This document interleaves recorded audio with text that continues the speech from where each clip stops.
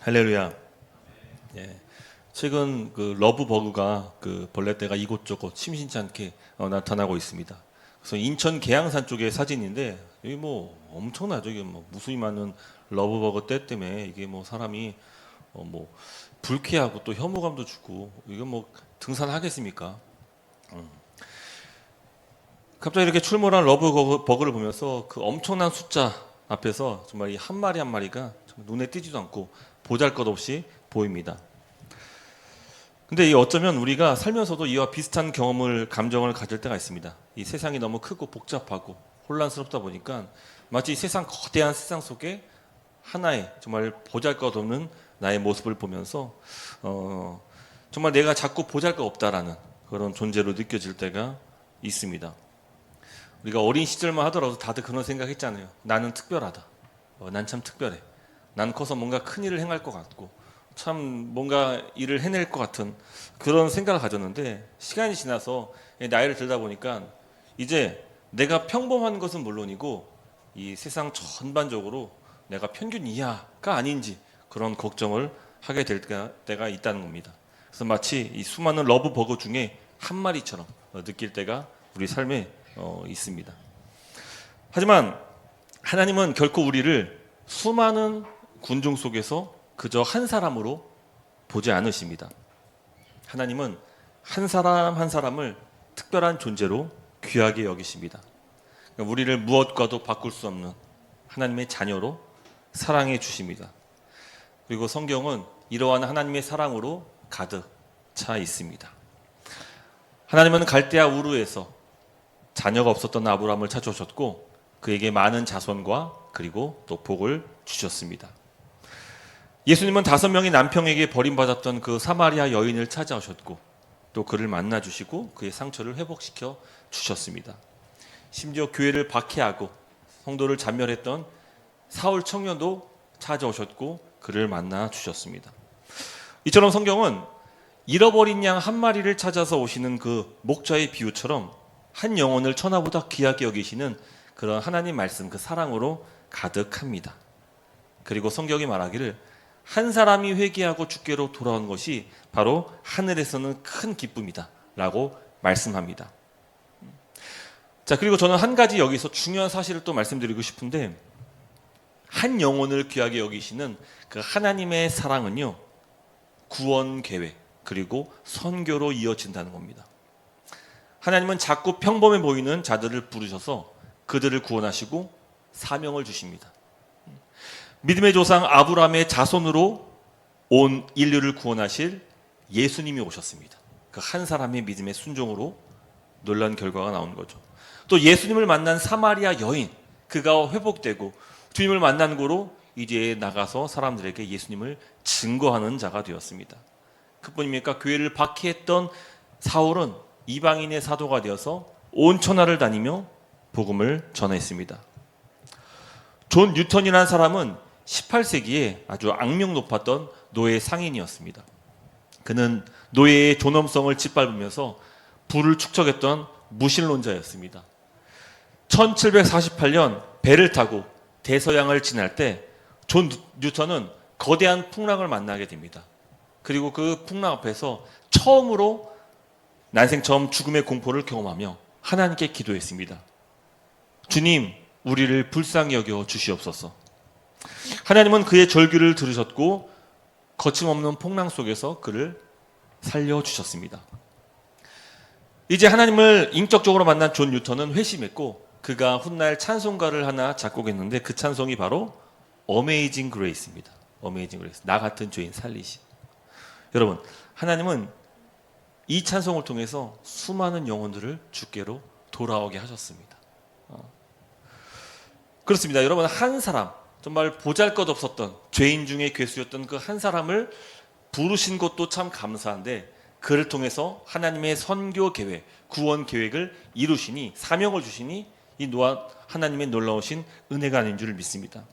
그리고 오늘 본문에도 그와 같은 이야기가 기록됩니다. 한 사람을 향한 하나님의 구원이 얼마나 신비하고 그리고 극적인지를 오늘 본문이 잘 보여줍니다. 그래서 오늘 설교를 통해서 나 자신을 향한 하나님의 구원, 그것을 감사할 뿐만 아니라 나를 통해 이루어 가시는 하나님의 선교를 깨닫고 그리고 기쁨으로 동참할 수 있는 그런 저와 여러분 되시기를 주님의 이름으로 축복합니다. 아멘. 할렐루야. 네, 사도행전 8장 26절 보면은 주의 사자가 빌립에게 말합니다. 일어나서 남쪽으로 향하여 예루살렘에서 가사로 내려가는 길까지 가라 하니 그 길은 광야라. 주의 사자가 명령하신 거예요. 예루살렘 우리가 잘 아는 곳이죠. 성전이 있는 곳이고. 근데 예루살렘에서 가사로 내려가는 길 할 때 가사는 어디일까요? 가사. 구약을 보면은 가사 제가 지구 그 지도를 보였는데 이 가사라고 보이죠. 이 가사는 아프리카 대륙으로 향하는 통로가 있는 길입니다. 그러니까 길목이 아프리카와 그 예루살렘 그 지나가는 길목이고 또 조금만 가면 이집트도 나오고 그렇습니다. 이 가사란 지역은 성경에서도 종종 나오는 지명이기도 한데요. 이스라엘을 오랫동안 괴롭혔던 여러 민족 가운데 블레셋 민족 혹시 기억하십니까? 그 블레셋의 주요 도시 가운데 하나가 바로 가사입니다. 그리고 이 가사는 마지막 사사였던 그 삼손이 그가 이제 머리카락을 다 잘린 채 블레셋 노예로 붙잡혀가게 됩니다. 감옥에 갇히는데 이제 그가 마지막 사명을 이루고자 온 힘을 다해서 그 블레셋 신전을 무너뜨리고 거기서 비참한 최후를 맞는데 그 신전이 있는 그 도시가 바로 가사입니다. 가사. 가사는 앞서 얘기한 것처럼 예루살렘에서 아프리카로 이어지는 길목입니다. 그래서 그 길은 광야예요. 광야. 황량합니다.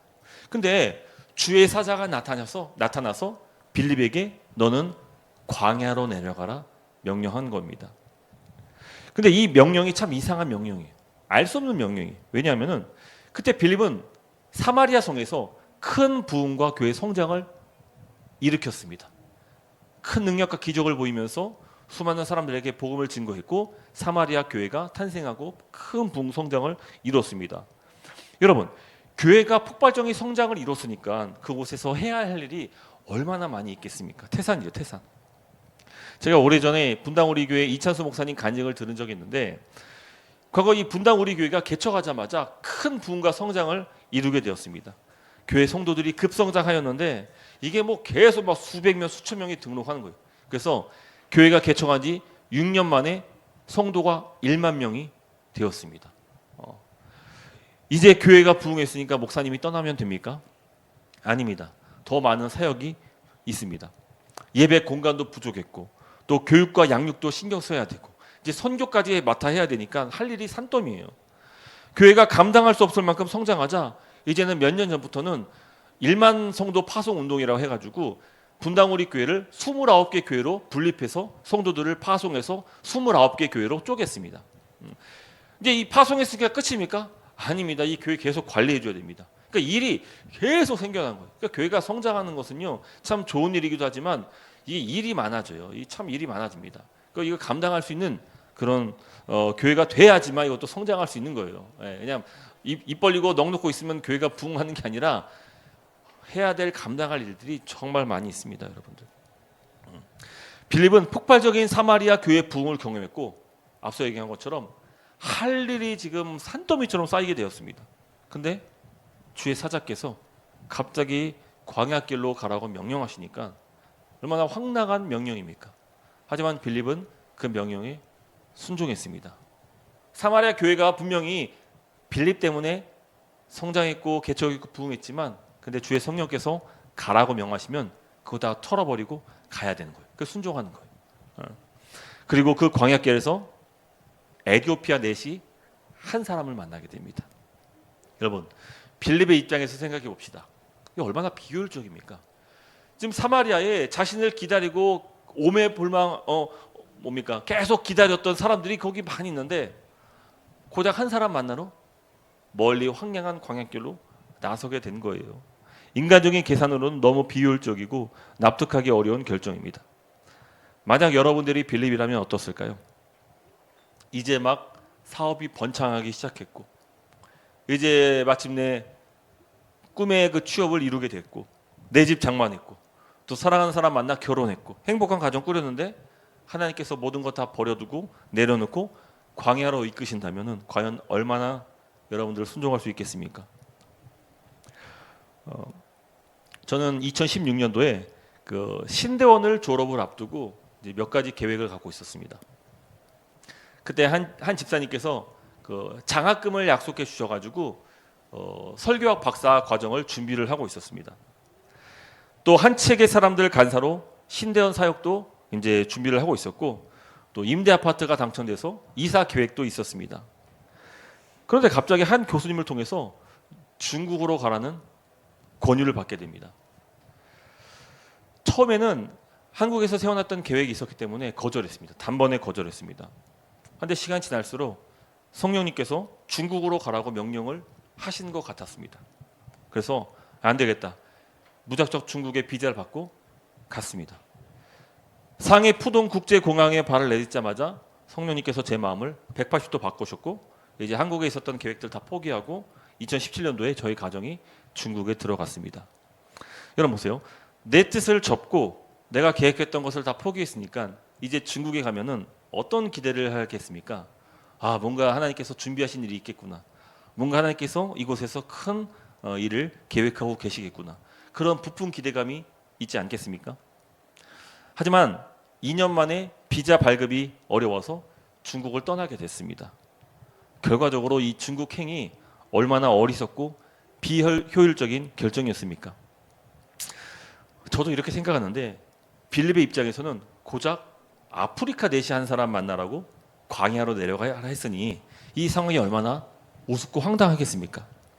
짧은 기간 동안에 큰 붕을 일으켰던 그 능력 있는 그 사역자를 지금 고작 한 사람 때문에 광야로 보내시는 거예요.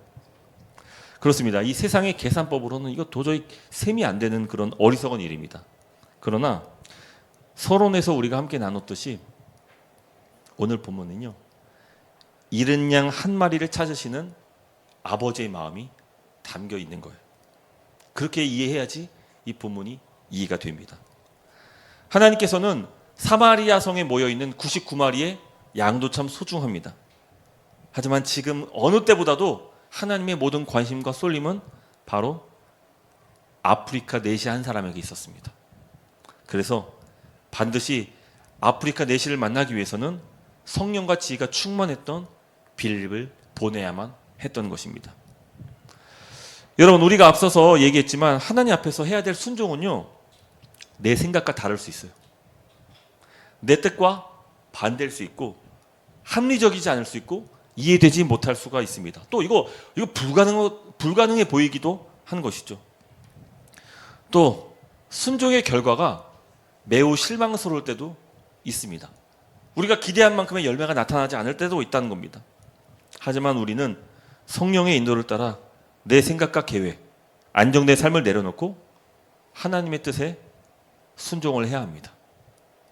여러분, 우리의 성도들의 삶의 목표는 무엇입니까? 왜 우리는 구원받아 하나님의 부르심을 받았을까요? 우리의 삶의 궁극적인 목적은 무엇입니까? 예수님 잘 믿고 그분의 능력을 힘입어서 안정된 삶을 살아가고 좋은 일을 이루고 기적을 경험하며 몸이 병이 낫고 치유되고 내 삶이 계획한 대로 다 이루어지는 것이, 그게 내가 성도로서 가져야 될 그 삶의 목표입니까? 아닙니다. 우리의 삶의 주인 되신 예수님께 순종하는 것이 우리 삶의 목표가 되어야 될 줄 믿습니다. 할렐루야. 그래서 오늘 빌립의 순종을 배우면서 성령의 뜻을 쫓아 살아갈 수 있는 그런 저 여러분 될 수 있기를 주의 이름으로 축복합니다. 자, 두 번째로 볼 것은요, 빌립이 순종하여 광야로 갔을 때 그곳에는 하나님께서 예비하신 한 영혼이 있었어요. 바로 에디오피아 내시였습니다. 성경은 이 내시가 어떤 사람인지를 아주 자세하게 기록하고 있습니다.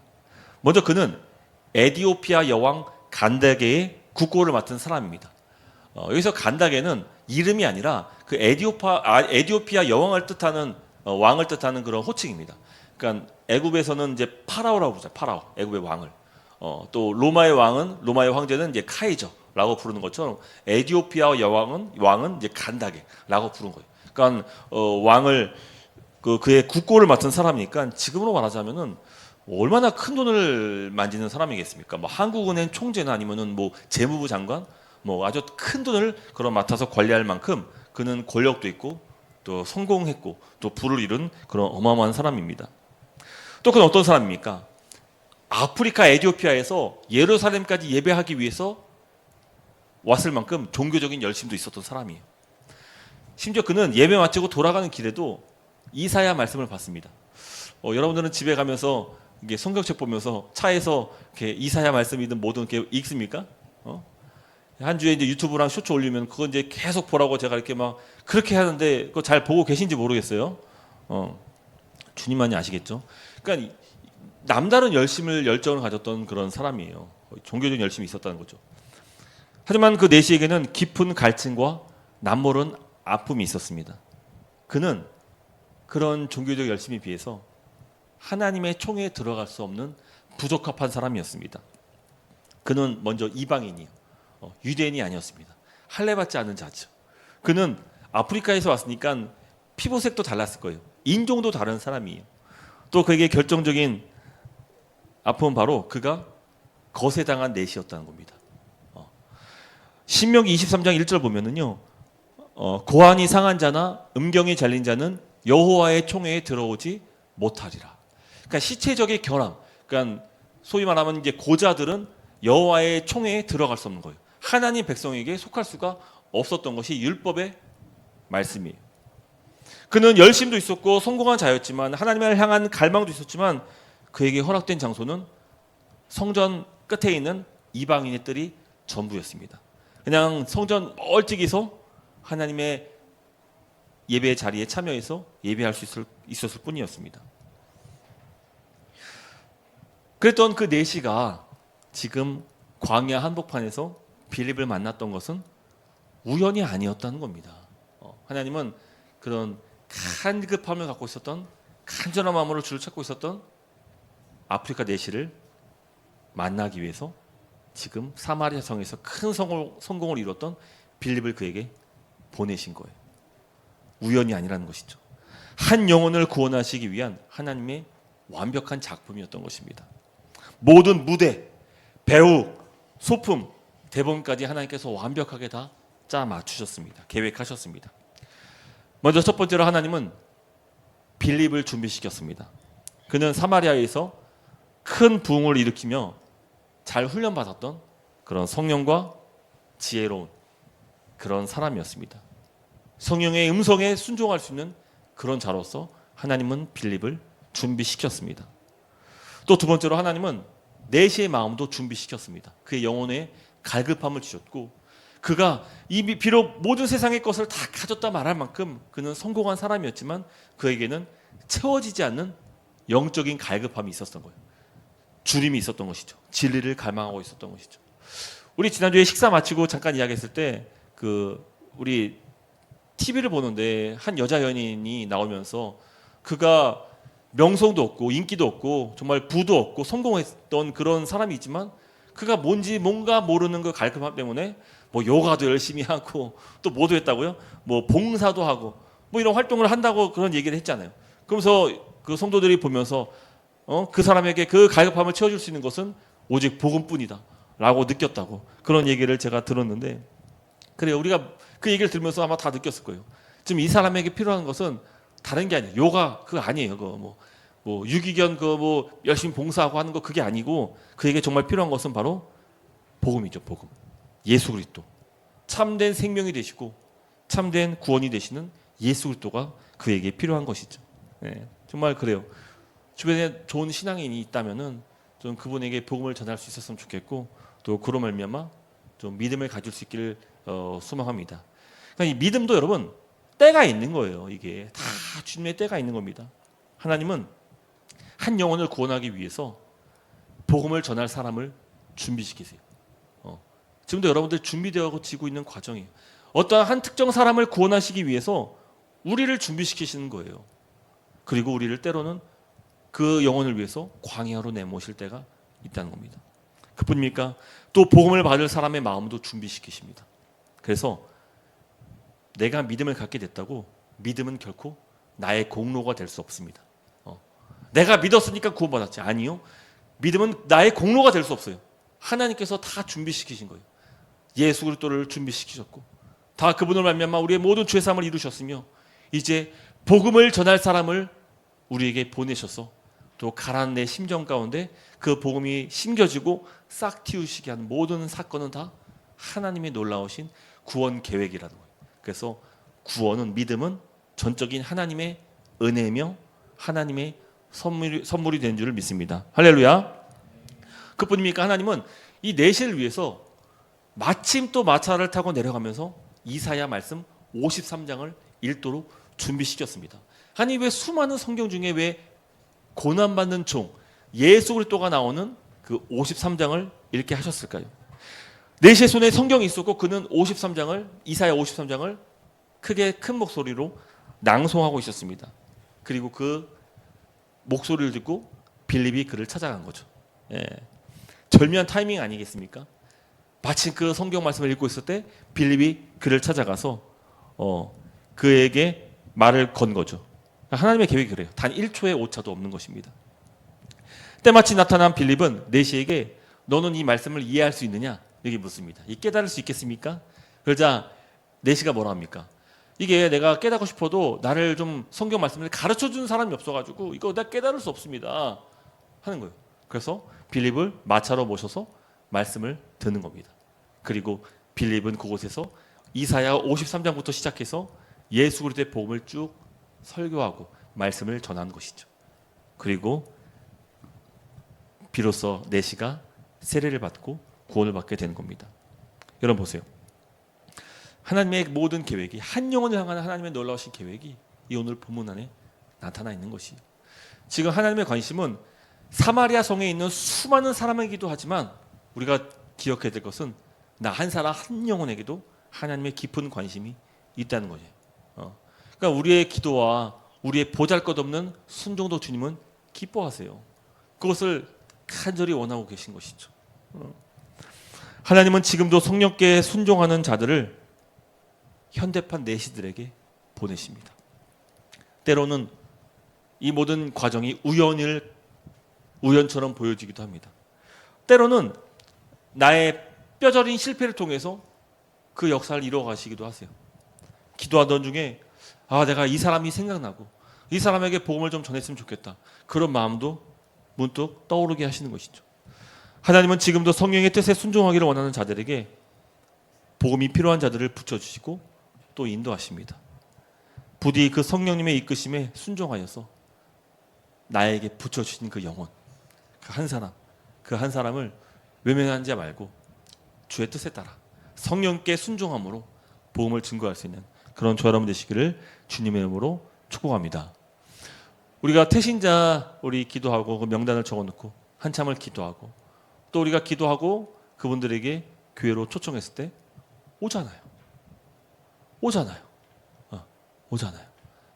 그래서 하나님께서 우리에게 때로는 교회를 통해서 그런 태신자 전도를 통해서 역사하시기도 하는 거예요. 그래서 우리는 항상 성령님의 그 메시지, 그분의 말씀에 귀를 기울이고 순종할 수 있어야 돼요. 내가 준비되어야겠죠.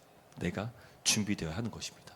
그리고 오늘도 우리를 기회를 통하여서 하나님 말씀을 듣게 하심으로, 배우게 하심으로 나를 준비시키시고 있는 것입니다.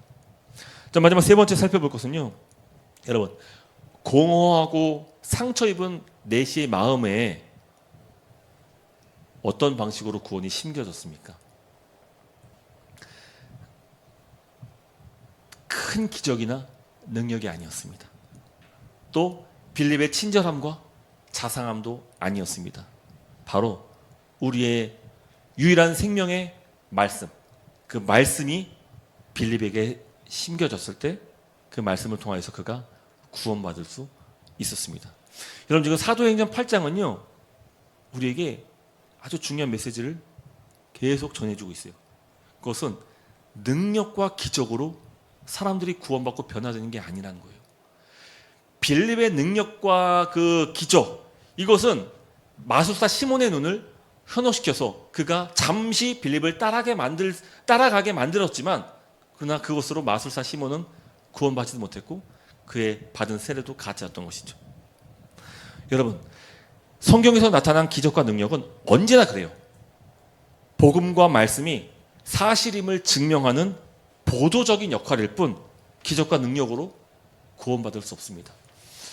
성경 전체를 통틀어서 가장 하나님의 기적과 능력이 나타났던 그 성경 책을 꼽으라면은 구약에서는 출애굽기를 뽑을 수 있을 거예요. 그리고 신약에서는 예수님 시대를 꼽을 수 있을 겁니다. 하지만 놀랍게도요, 가장 많은 기적과 하나님의 표적이 나타났던 그 출애굽기 시대와 예수님 시대에 구원받은 사람들은요, 극히 적었습니다. 오히려 출애굽기 백성들은 우상을 숭배했죠. 끝까지 하나님을 반역했고 결국 그들은 구원받은 1세대는 한 사람도 가나안 땅에 들어갈 수가 없었습니다. 여러분, 광야 40년 동안 그들은 매일같이 기적을 경험했어요. 하나님의 보호와 능력을 체험하지 않고서 그들은 살아갈 수 없을 만큼 황량한 광야 속에서 40년을 살았단 말이에요. 매일 하늘에 내려지는 만나와 메추라기를 먹으면서 그들은 날마다 하나님의 기적을 체험했어요. 근데 그들 가운데 한 사람도 가나안 땅에 입성했던 사람은 없었습니다. 근데 놀랍게도 예수님 시대도 마찬가지예요. 그렇게 무수히 많은 예수님의 기적을 보고도 사람들이 구원받지 못했다니까요. 심지어 제자들마저도 예수님을 부인하고 도망갔어요. 멀리 도망갔습니다. 그래서 기적과 능력은요, 절대 우리를 변화시키거나 구원을 줄 수 없어요. 항상 보조적인 역할을 할 뿐이죠. 하지만 이 사도행전 8장에서 계속 우리에게 말하고 있는 바가 뭡니까? 바로 빌립이 사마리아 성에 복음을 전했을 때 그때 사람들이 주께로 들어오고 세례받고 회심한 것이죠. 오늘 말씀도 마찬가지예요.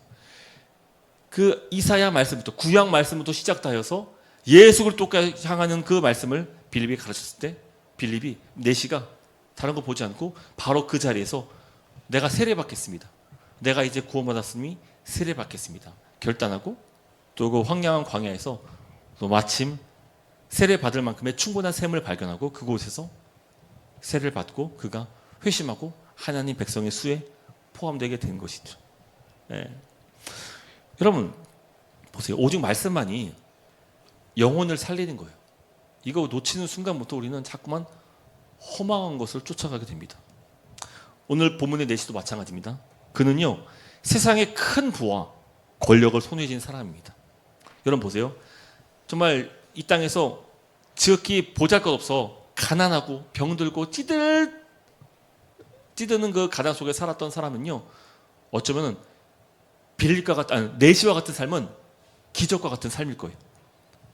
큰 부자가 되고 또 큰 권력을 얻어서 큰 성공을 얻어서 여왕의 국고를 맡아서 명예와 권력과 성공을 가진 그 사람, 그 삶은요 정말 가난하고 병들고 정말 성공하지 못하고 실패한 그 어떤 사람의 기적과 같은 그런 삶일 것이에요. 항상 꿈꾸는 그런 삶일 것입니다.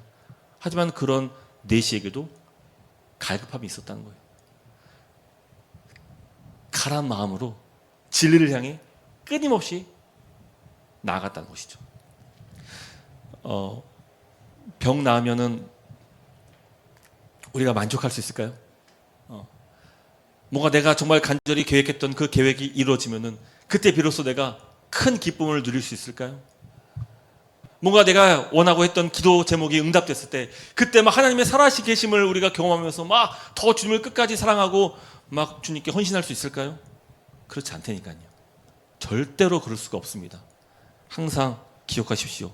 오직 말씀을 통해 우리 안에 믿음이 생기고요. 그 믿음을 통해 구원에 이르게 되는 겁니다. 그래서 로마서 10장 말씀 같이 한번 읽어볼까요? 너무 중요한 말씀이죠. 같이 읽겠습니다. 시작. 그러므로 믿음은 들음에서 나며 들음은 그리스도의 말씀으로 말미암느니라. 아멘. 그래서 성경은 말하는 거예요. 복음이면 충분하다. 말씀이면 완벽하다. 오직 복음이면 말씀이면 우리의 구원에 충분하다. 이걸 계속 우리에게 가르치고 말씀하고 있는 것입니다. 그리고 또 중요한 것, 생명의 말씀은요 누구도 차별하지 않습니다. 피부색이 다르다고 또 인종이 다르다고 신체의 결함이 있다고 차별하지 않습니다. 상처받았다고 세상에서 실패했다고 가난하다고 병들었다고 자존감이 낮다고 생명의 말씀은 우리를 차별하지 않습니다. 그 어떤 누구도 생명의 말씀을 듣고 그 말씀 가운데 내가 믿음으로 나아갈 때 우리는 새 사람이 될 수 있는 거예요. 다른 말로 구원에 이를 수 있는 것입니다. 말씀 맺도록 하겠습니다. 오늘 말씀 통해 몇 가지를 좀 적용했으면 좋겠는데 첫 번째는 내 인생의 광야에서 하나님의 길을 발견할 수 있기를 주님의 이름으로 축복합니다. 광야는 나쁜 곳이 아닙니다. 실패는요 나쁜 게 아니에요. 가난은요 저주가 아니에요. 여러분, 우리가 병들었다고 그게 끝이 아니에요. 그 모든 아픔도 고통도요 하나님께서 우리를 광야로 내보내시기 위한 수단이 될 수 있다는 거예요. 그래서 여러분, 고난은요 하나님이 주시는, 우리를 믿음을 견고케 하게 하시는 우리 훈련의 장소가 되는 거예요. 그래서 광야는 우리를 훈련하는 훈련 장소예요. 훈련 장소. 그리고 광야는 우리로 하나님을 만나게 하는 만남의 통로가 되기도 하는 것이죠. 오늘 본문을 보면은 길이라는 단어가 여러 차례 반복이 됩니다.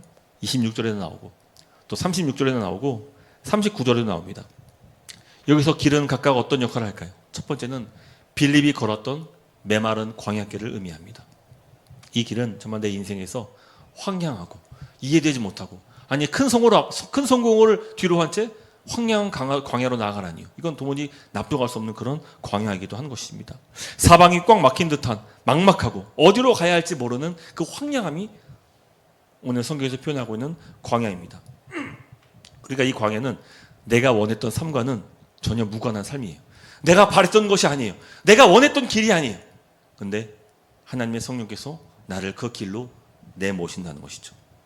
하지만 역설적이게도요, 아무도 없고 황량하고 정말 생명이라고는 볼 수 없는 그 광야에서 하나님의 생명의 역사가 나타납니다. 자, 이사야 43장 19절 말씀인데 같이 한번 읽어볼까요? 시작.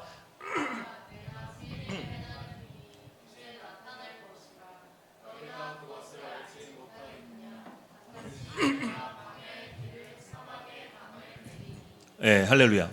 광야의 길을 내고 사막의 강을 낼 것이다. 여러분, 광야는 길이 없어요. 또 사막에는 강이 낼 수 없습니다. 근데 그 일을 하나님이 하신다는 거죠. 하나님이 그 일을 이루실 것을 말씀하시는 것이죠. 하나님께서 우리를 광야로 인도하실 때, 우리를 내가 예측하지 못했던 그런 곳으로 내모실 때는 이유가 있는 거예요. 분명한 이유가 있는 것이죠. 그래서 주님께서 우리에게 요구하신 것은 순종이에요. 순종. 그리고 오직 우리는 그곳에서 생명으로 인도를 받게 되는 겁니다. 그리고 하나님이 내신 길은 바로 길과 진리가 되고 생명이 되시는 예수 그리스도십니다. 때로는 그 길은 광야길이기도 하면서 십자가의 길이기도 합니다. 하지만 오직 예수 안에서만이 참 생명이 있고 참 기쁨과 평강이 있는 것입니다. 자, 두 번째 길은, 우리는 죄인들을 바로 이 생명의 길로 인도해야 돼요. 하나님은 지금도 교회를 통해서 수많은 영혼들을 구원하기를 원하십니다. 이때 우리에게 요구하시는 것은요, 바로 순종이에요. 순종. 너는 그 길로 갈 수 있겠느냐? 내 주님, 제가 가겠습니다. 그 순종, 그 결단. 설령 단 한 사람을 위해서라도 주님, 제가 가겠습니다. 주님, 제 성공, 제 앞으로의 계획, 내 판단, 내가 누려왔던 모든 것을 다 뒤로 하면서도 나는 주님께서 명하신 그 광야로 나아가겠습니다. 그 순종하는 자들을 통해서 하나님이 역사하시는 것이죠. 그래서 여러분, 빌립을 광야로 보내시는 일은 세상의 관점에서는 비효율적이고 어리석어 보일 수 있겠지만, 하지만 하나님의 계산법은 다릅니다. 하나님은 지금 이 순간 그 어떤 때보다도 한 영혼, 에디오피아 넷이 그 영혼을 사랑하시고 그를 소중히 여기심으로 그에게 빌립을 내보내시는 겁니다. 여러분, 아무나 광야로 갈 수 있는 것은 아닙니다. 그렇죠? 그래서 생명은 우연히 탄생하는 게 아니에요. 어떤 누군가의 헌신과 수고, 희생으로 말미암아 생명이 태어나는 것이죠. 이제 우리도 앞으로 여러분들도 이제 자녀를 낳을 거 아니겠습니까? 여러분, 자녀가 태어나는 게 그냥 우연히 태어나는 겁니까? 아니에요. 산고의 고초가 있어요. 아픔과 고통, 희생으로 말미암아 이 아이들이 무럭무럭 자라날 수 있는 거예요. 마찬가지로 한 영혼도 똑같아요. 누군가의 수고와 누군가의 헌신과 누군가의 아픔을 통하여서 그 생명이 태어나게 되는 것이고, 그리고 그 생명이 계속 말씀의 꼴을 먹으면서 자라나게 되는 것입니다. 여러분, 우리 주변에는 여전히 갈급한 영혼들이 무수히 많이 있습니다. 우리가 믿음으로 순종할 때 하나님께서는 우리를 그 영혼들에게 보내시고, 그리고 그 영혼들을 하나님의 생명의 길로 인도하여 주실 것입니다. 그러므로 언제나 주의 뜻에, 특별히 성령의 음성에 귀를 기울이면서 나를 통해 하나님의 역사를 이루실 때에 그때 믿음으로 순종할 수 있는 그런 저 여러분 될 수 있기를 주님의 이름으로 축복합니다. 몇 달 전에 제자 한 명이 우리 교회를 찾아온 적이 있었습니다. 제 앞에서 이제 눈물을 보이면서 자신의 간증을 털어놓았는데, 복음을 듣고 나를 향한 주님의 사랑을 알게 된 순간 그동안 자신은 아무것도 아니었음을 깨닫게 되었다고 저한테 고백을 했습니다. 그리고 이제 복음을 통해 주님을 만나 이제 구원받은 그 은혜로 말미암아 내가 주를 위해 살아야겠다고 결심을 하고, 그리고 순종했던 일이 뭐냐면 바로 이제 인도네시아 어느 오지로 선교를 떠나는 것이었습니다. 그 지역은 원래 한국인이 없는 지역인데 또 자기를 부른 그 선교사님이 또 때마치 한국 일정이 좀 길게 있어가지고 또 한국에 가서 진짜 이방인으로 혼자 그 땅에 그 인도네시아의 그곳에서 이제 몇 달을 보내면서 그런 얘기를 하더라고요. 철저한 자신의 죄인된 모습을 그 인도네시아 정말 아무것도 없는 황량한 곳에서 발견할 수 있었다고 말합니다. 그렇게 깨달은 것이 그런 자기 자신을 사랑하신 예수 그리스도, 그리고 그분이 허락하신 그 복음, 이거를 더 붙잡게 되었다는 거예요. 그리고 고백하면서 제 앞에서 눈물을 흘렸습니다. 그리고는 앞으로 주를 위해 살겠다며 헌신하고 이제 목회자가 되기로 결심을 했습니다. 물론 우리가 은혜 받았다고 모두가 다 목사가 되어야 되는 것은 아니에요.